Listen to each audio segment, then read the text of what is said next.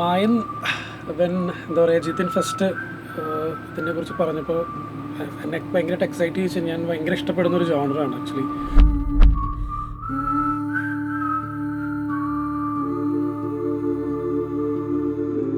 Fantasy horror, കുറച്ചൊരു black magic അങ്ങനത്തെ ഒക്കെ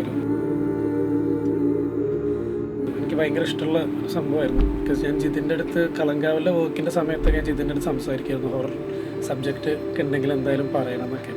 നെക്സ്റ്റ് പ്രോജക്റ്റ് ജിതിൻ്റെ ഒക്കെ കൂടെ വർക്ക് ചെയ്യാൻ പറ്റിയതിൽ അതും ഇങ്ങനത്തെ ഒരു subject very happy, very excited.